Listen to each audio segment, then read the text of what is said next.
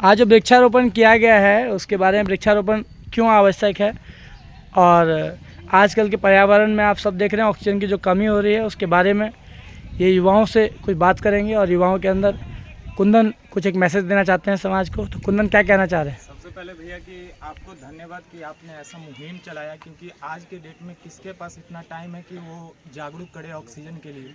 तो आपको हमारे पूरे टीम की तरफ से तहे दिल से धन्यवाद। और हमारे मित्रगण भी जो हैं जो इस मुहिम में पूरा बढ़िया से भाग लिए हैं और सब मिल के जो एक एक पौधा लाए हैं, ये बहुत बड़ा काम किया है। और आपका जो मैसेज था कि अपने बर्थडे पे, अपने एनिवर्सरी पे एक पौधा ज़रूर लगाएं, ये सबसे बड़ा फैक्टर इसलिए बन जाता है भैया क्योंकि देखिए सब जानता है कि पेड़ से ऑक्सीजन प्राप्त होता है, लेकिन ये नहीं जानता कि पेड़ से जो है ग्लोबल वार्मिंग का जो अभी खतरा बढ़ रहा है पूरा विश्व में, जो वैश्विक स्तर पे है, वो सबसे बड़ा फैक्टर है। ग्लोबल वार्मिंग एक ऐसा चीज़ जिसे बराबर देखा जाता है कि तापमान में वृद्धि होता रहता है, ग्लेशियर जो है हमारा जो पिघलता रहता है, ये सब ग्लोबल वार्मिंग और कहीं ना कहीं पेड़ से ही होता है। पेड़ से ही कार्बन डाइऑक्साइड का जब ऑब्जर्वेशन किया जाता है और ऑक्सीजन छोड़ा जाता है तो वो ग्लोबल वार्मिंग को संतुलन बनाए रखता है। तो ये सबसे बड़ा फैक्टर एक ये हुआ।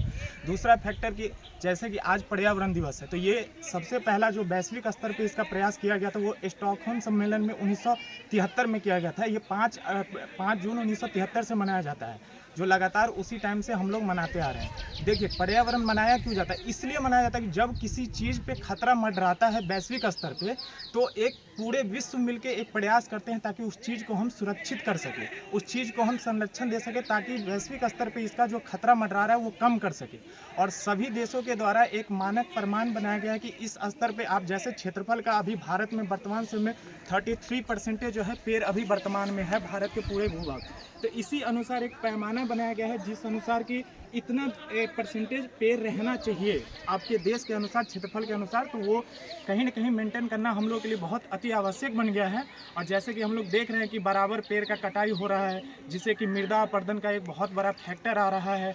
बराबर देखते होइएगा कि आप कहीं ना कहीं भूस्खलन होता रहता है। तो ये सब जो है सारा बहुत बड़ा फैक्टर पेड़ के द्वारा ही निभाया जा रहा है। इसीलिए कभी भी प्रकृति के साथ खिलवाड़ नहीं करना चाहिए, क्योंकि अगर मानव अपना आप को समझेगा कि हम साइंस को लेकर इतना आगे बढ़ गए ना, तो वो अभी के डेट में मानव के लिए बहुत बड़ी भूल है। ये कहीं ना कहीं सभी लोग जानते हैं, इसलिए कि एक छोटी सी बीमारी कोरोना वायरस जिसे कोविड बोलते हैं वो एक आया था, तो वो पूरे विश्व को अपने चपेटे में ले लिया था। तो इसलिए कभी भी हम ऐसा नहीं कह सकते कि हम पर्यावरण से ऊपर बढ़ के चले गए या फिर हम इससे आगे बढ़े। इसलिए कभी भी पर्यावरण को ध्यान में रखते हुए ही हमें कोई काम करना चाहिए। आज के डेट में चाहे आप गाड़ी से ले लीजिए, हर चीज़ अगर देखा जाए तो अपने दिनचर्या में हर समय पॉल्यूशन ही हम लोग दे रहे हैं, और उसके बदले हम प्रकृति को दे क्या रहे हैं? कुछ नहीं।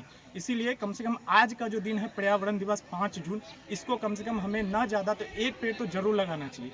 अभी जो वर्तमान में देश में 140 करोड़ का जनसंख्या है, अगर ना सभी 140 करोड़ जनता अगर नहीं, कम से कम अगर 100 करोड़, कम से कम अगर 50 करोड़ भी अगर पेड़ लगा दी ना तो भी बहुत हुआ। और सबसे पहला बात है पेड़ लगाना नहीं, पेड़ का संरक्षण करना। अभी वर्तमान में जितना पेड़ है अगर उतना का ही संरक्षण अगर कर लिया जाए ना तो बहुत है। तो इसी के साथ मैं अपना बात समाप्त करना चाहता हूँ। बहुत बढ़िया।